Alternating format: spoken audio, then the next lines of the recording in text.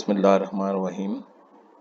In chapter number 6, our today's articles are molecular solids, metallic solids, and the comparison of their properties.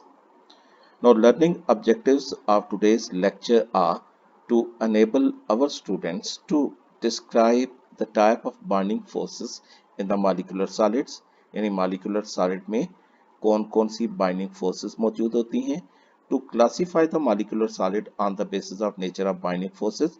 In binding forces की base पर हम molecular solid को कितनी classes में divide कर सकते हैं, to describe the properties of molecular solids, molecular solid की properties क्या हैं, to understand electron gas theory and to describe the properties of metal on this basis कि metal में जो binding force है metallic bond उसको एक्सप्लेन करने के लिए एक थ्योरी प्रेजेंट की गई है जिसे हम इलेक्ट्रॉन गैस थ्योरी कहते हैं।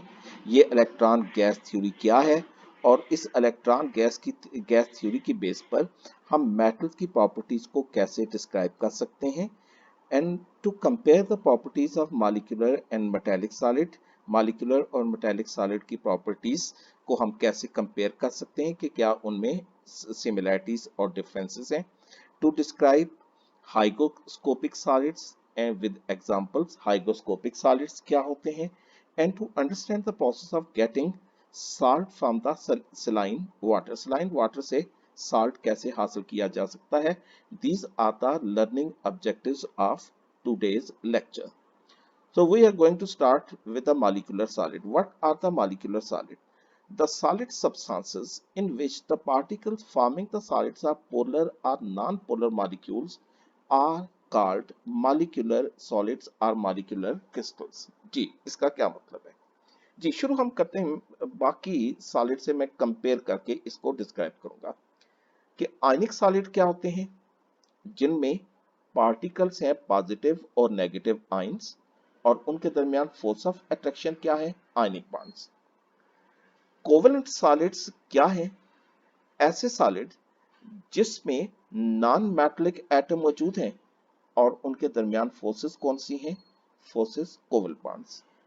मेटालिक सॉलिड्स क्या हैं, ऐसे सॉलिड जिसमें पार्टिकल्स हैं मेटल्स और उनके दरमियान मेटालिक बॉन्डिंग. और इन the same way molecular solids क्या हैं, ये ऐसे सॉलिड हैं जिसमें पार्टिकल्स या तो पोलर मॉलिक्यूल्स हैं और या तो नॉन पोलर मॉलिक्यूल्स हैं और उनके दरमियान कौन सी फोर्सेस हैं, These are the van der Waals forces. अभी हम देखते हैं कि van der Waals forces क्या होती हैं. तो ऐसे solid substances जिसके अंदर constituent particles polar या non-polar molecules होते हैं, they are known as the molecular solids or the molecular crystals. Now molecular solids are of two types. हम इनको two types में classify करते हैं on the basis of nature of the binding forces and nature of the particles which are present. So first are the polar molecular solids. Polar molecular solids कौन से हैं, जिनके अंदर polar molecules होते हैं और इन polar molecule के दरमियान टू टाइप की intermolecular forces मौजूद होती हैं, या तो उनके दरमियान dipole dipole forces होंगी जैसे कि solid HCl मॉलिक्यूल के दरमियान dipole dipole forces हैं. dipole dipole forces आप पढ़ चुके हैं, ये क्या है, these are the force of attraction between oppositely charged ends of the polar molecule. polar molecule के oppositely charged ends के दरमियान exist करने वाली force of attraction dipole dipole forces कहलाती हैं. In the same way solid sulfur dioxide also have the dipole dipole forces between its molecules. And the second type of the force of attraction which are present, they are the hydrogen bonding. hydrogen bonding ऐसे polar molecular solid में exist करती है जिनमें molecules के अंदर OH bonds हो, for example sugar, ice etcetera. So these are the first type of molecular solid, they are the polar molecular solid जिसमें constituent particles क्या है, पोलर मॉलिक्यूल्स और उनके दरमियान फोर्स ऑफ अट्रैक्शन क्या है, डायपोल डायपोल फोर्सेस या फिर hydrogen bonding depending upon the nature of particles present. Now the second type of molecular solid are the non-polar molecular solid. What are the non-polar molecular solid? Non-polar molecular solid ऐसे solids को कहते हैं जो non-polar molecule से बने हुए हैं और उनके दरमियान फोर्स ऑफ अट्रैक्शन कौन सी है? They are the London dispersion forces. तो ये नॉन पोलर मॉलिक्यूलर सॉलिड्स की एग्जांपल आयोडीन, सल्फर, फास्फोरस और ड्राई आइस या जिसको ड्राई कार्बन डाइऑक्साइड भी कहते हैं, ये तमाम नॉन पोलर मॉलिक्यूल्स हैं। नॉन पोलर मॉलिक्यूल के दरमियान जो force of attraction London dispersion forces, और इन सॉलिड को हम क्या कहते हैं? They are known as the non polar molecular solids. ये फिगर जो कि नॉन पोलर मॉलिक्यूलर सॉलिड की कुछ एग्जांपल को शो कर रही है। These are the carbon dioxide molecule. Carbon dioxide में कार्बन और ऑक्सीजन के दरमियान डबल कोवल बॉन्ड मौजूद है, लेकिन carbon dioxide individual carbon dioxide के मॉलिक्यूल्स के दरमियान कौन सी फोर्सेस हैं? London dispersion forces. In the same way these are the I2 that is iodine molecule. हर एक आयोडीन मॉलिक्यूल में दो एटम के दरमियान एक सिंगल कोवल बॉन्ड मौजूद है, लेकिन आयोडीन मॉलिक्यूल के दरमियान जो इंडिविजुअल आयोडीन मॉलिक्यूल के दरमियान कौन सी फोर्सेस हैं? These are the London dispersion forces. And these are the octa atomic sulphur molecules. S8 molecule में सल्फर एटम के दरमियान कोवल बॉन्ड्स हैं, लेकिन हर एक S8 मॉलिक्यूल के दरमियान लंदन डिस्पर्शन फोर्सेस मौजूद हैं। These are the examples of the non-polar molecular solid. Now, properties of the molecular solid. Now, X-ray analysis shows that the mono or polyatomic molecules in the molecular solids, they are regularly and repetitively arranged in the three dimensions in the definite position in the crystal lattice। जिस तरह बाकी crystalline solid में क्या होता है कि atoms या atom जो हैं वो रेगुलरली और रेपिटेटिवली थ्री डायमेंशन में अरेंज होते हैं और डेफिनेट पोजीशन ऑक्युपाई करते हैं। इन the same way molecular solid में भी चाहे मोनो एटॉमिक मॉलिक्यूल हो लाइक नोबल गैसेस या पॉली एटॉमिक मॉलिक्यूल्स हो like water, HCl, glucose etcetera, वो भी क्रिस्टल स्ट्रक्चर के अंदर क्रिस्टल लेटस के अंदर रेगुलरली और रेपिटेटिवली अरेंज होंगे और क्रिस्टल लेटस के अंदर डेफिनेट पोजीशन ऑक्युपाई करते हैं। इन तमाम चीजों का कैसे पता चला? By X-ray analysis. Now, polar molecular solids have high melting and boiling points as compared to the non-polar molecular crystals.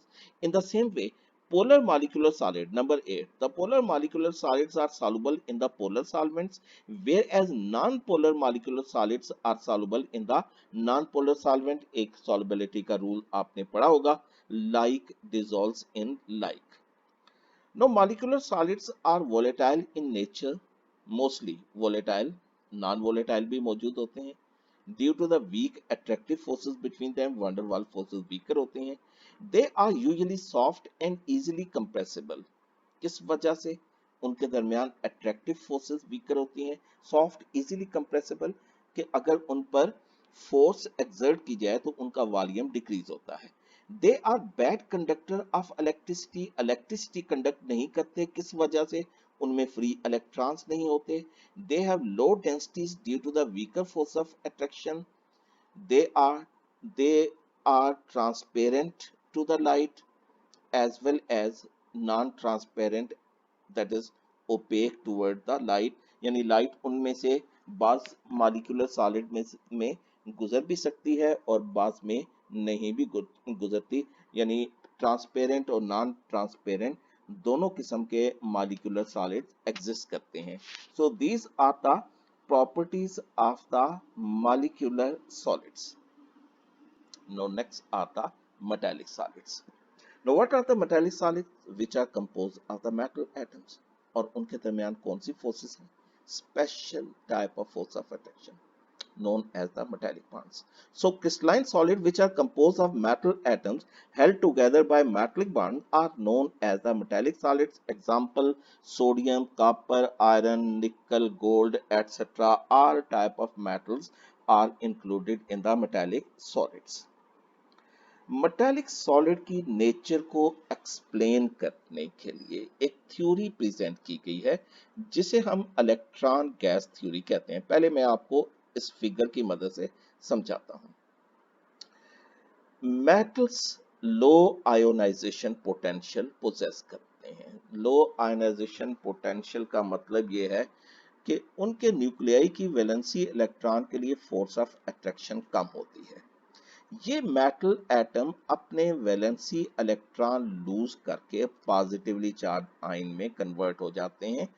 इनको कोर आयन भी कहा जाता है। लेकिन वो इलेक्ट्रॉन मेटल की सरफेस से एस्केप नहीं करते। They move randomly around these positively charged ion. तो फिर ये इलेक्ट्रॉन यानी क्या हो जाते हैं? They become delocalise electron. ये डीलोकलाइज इलेक्ट्रॉन जब इन पॉजिटिवली चार्ज आयन के गिर्द मूव करते हैं तो उनकी रैंडम मूवमेंट को आप कंपेयर कर सकते हैं like the random movement of the gases molecules. इसलिए इलेक्ट्रॉन जब freely in positively charge ions के गिर्द मूव करते हैं तो ये नेगेटिवली चार्ज इलेक्ट्रॉन्स को हम इलेक्ट्रॉन सी या इलेक्ट्रॉन गैस कहते हैं। यहाँ पे यानी ये आप देखिए कि ये ऑरेंज कलर इन तमाम डीलोकलाइज इलेक्ट्रॉन को या इलेक्ट्रॉन गैस को या इलेक्ट्रॉन सी को जाहिर करता है। यहाँ पे टू टाइप की फोर्सेस एग्जिस्ट करती हैं। First are the force of attraction between the positively charge ions and the negatively charge electron जो कि उसके सराउंडिंग में होते हैं। And secondly repulsive forces between the positive ions. ये दोनों फोर्सेस इक्वल हैं और ऑपोजिट हैं। इस वजह से मेटल्स न्यूट्रल होती हैं और एक पॉजिटिव आयन और उसके सराउंडिंग में मौजूद इन डीलोकलाइज इलेक्ट्रॉन के दरमियान जो फोर्स ऑफ अट्रैक्शन एग्जिस्ट करती है, इस फोर्स ऑफ अट्रैक्शन को मेटेलिक बॉन्ड कहा जाता है। तो अब आप जरा इसको रीड कर लीजिए कि in metals the valency electrons are loosely bound, यानी उन पर फोर्स ऑफ अट्रैक्शन कम होती है। Metal lose these valency electron to form positive ions or the core ions. These electrons do not leave the metal atom, but they freely move around these ions and behave as delocalized electrons.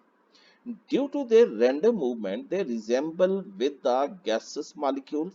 This atmosphere of free electron around the positive ions is known as the electron sea or the electron gas, and the theory is known as the electron gas theory. Due to the free movement of the electrons, metals are good conductors of electricity. So there are two type of forces responsible for the metallic bonding. They are the force of attraction between the positive metal ions and its surrounding free electrons, and force of repulsion between the positively charged ions. These forces are equal but opposite and balance each other. Therefore, metallic solids are neutral as a whole.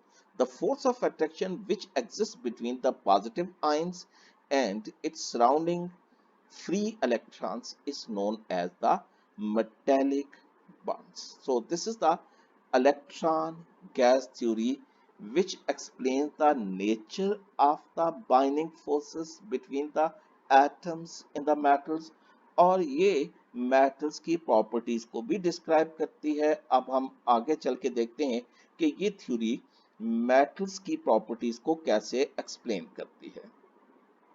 First of all, metals are good conductors of heat and electricity. जैसे electron gas theory describe करती है कि metals के गिर्द, metal में atom के गिर्द free electrons होते हैं।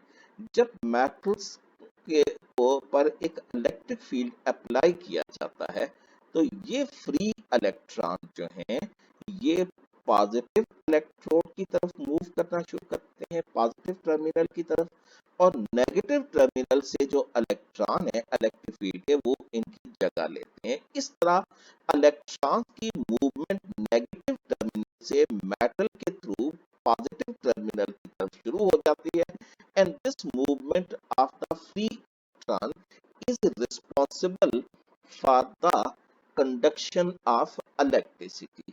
और हीट की कंडक्शन कैसे होती है? जब हम मेटल के एक एंड को हीट करते हैं तो वहां पे इलेक्ट्रॉन्स की काइनेटिक एनर्जी ज्यादा हो जाती है, वो हाई स्पीड से मूव करते हैं और they move toward the cold and. और इस मूवमेंट के दौरान जब लो एनर्जी इलेक्ट्रॉन के साथ कोलाइड करते हैं तो अपनी एनर्जी उन तक ट्रांसफर करते हैं। इस वजह से ये इलेक्ट्रॉन एनर्जी कैरियर के तौर पे भी एक्ट करते हैं and they carry energy from the hot end to the cold end of the metal.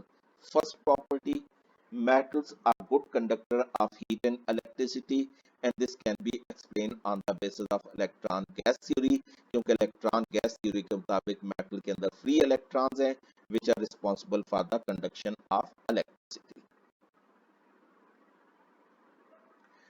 Metals are malleable and ductile. Malleable का मतलब कि मेटल्स को हम शीट्स में कन्वर्ट कर सकते हैं। डक्टाइल का मतलब कि हम उनको वायर्स की फॉर्म में कन्वर्ट कर सकते हैं। उसकी रीजन क्या है?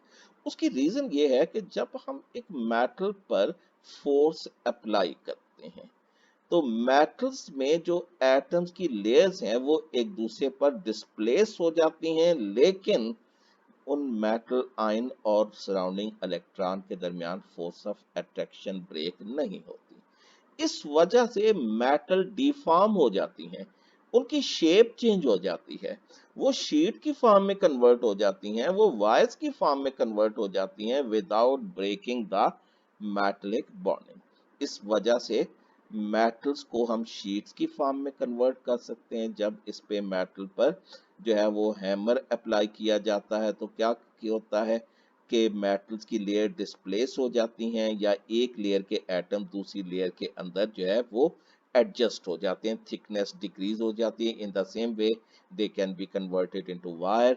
So property of metal due to which they are converted into the sheets is known as the malleable, and the property of metal due to which they are converted into wires is known as ductility.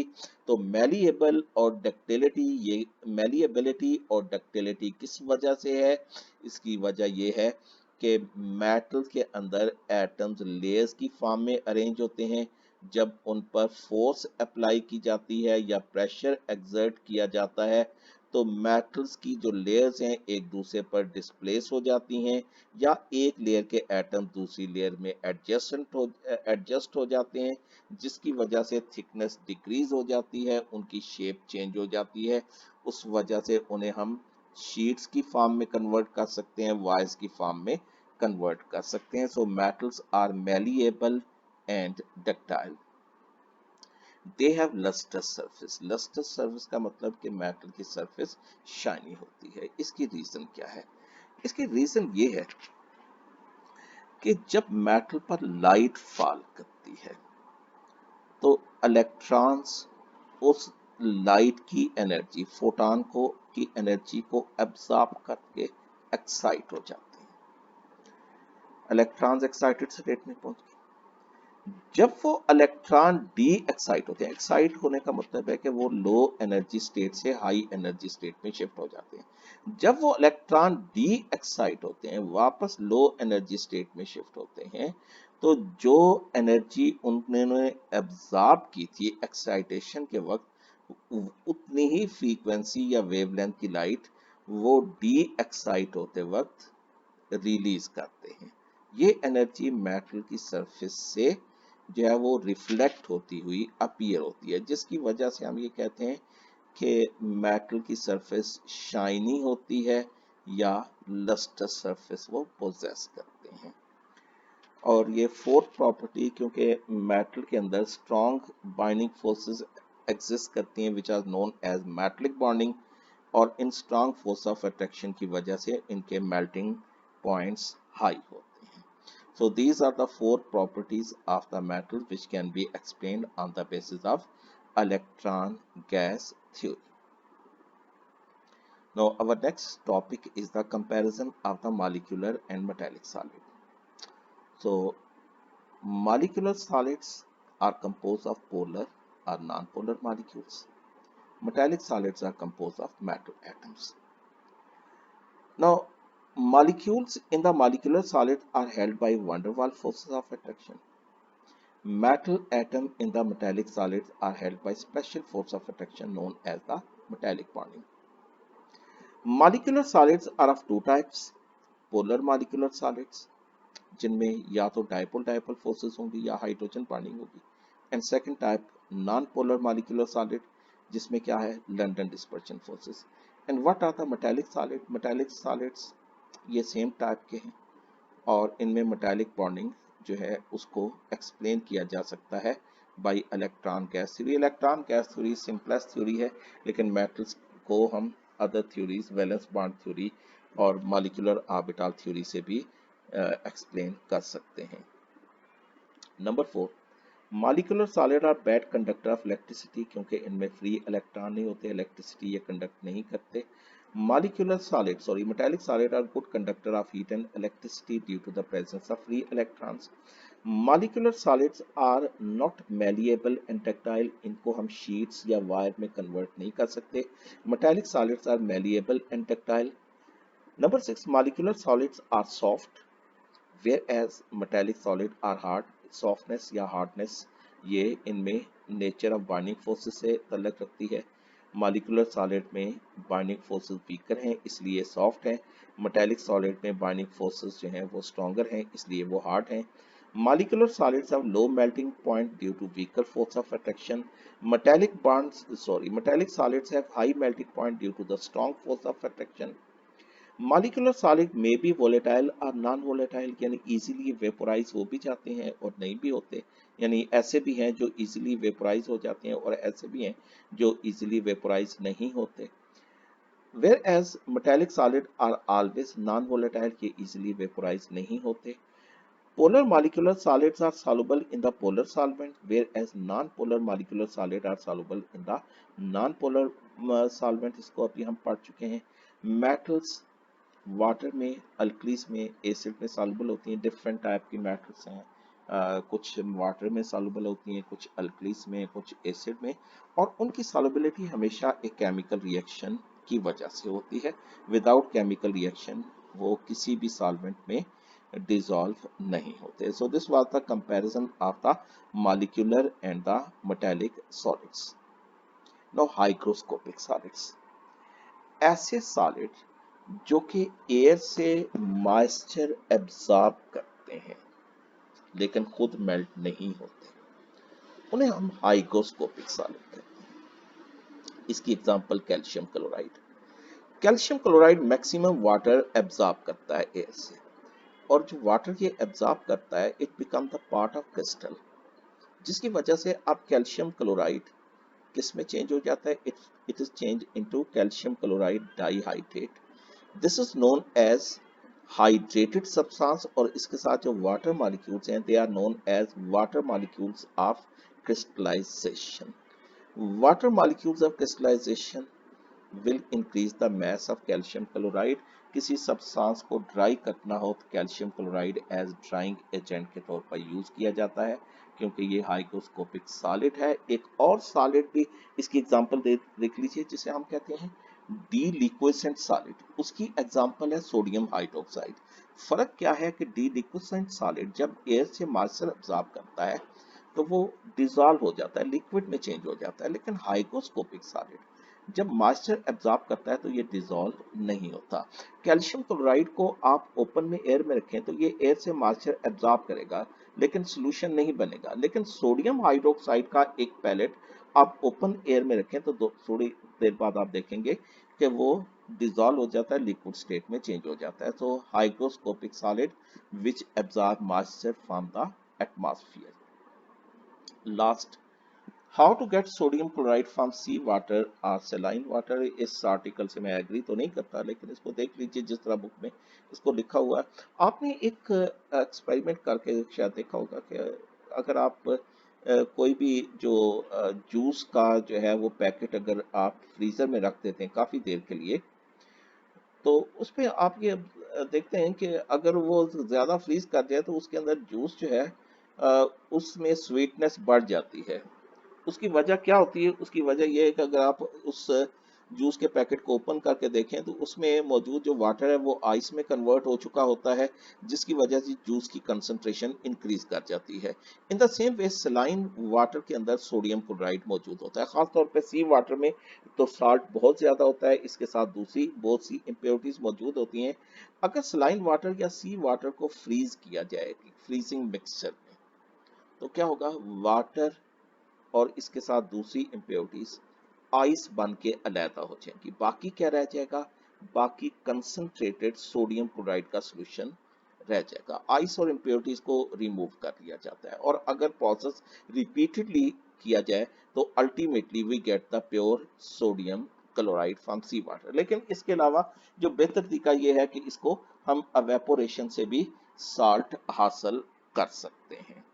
तो ये बच्चों chapter number 6 जो है वो complete हुआ।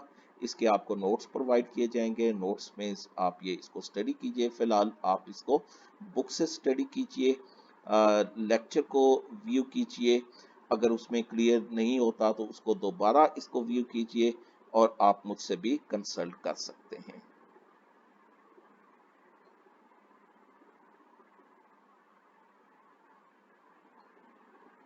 Thank you very much my dear students.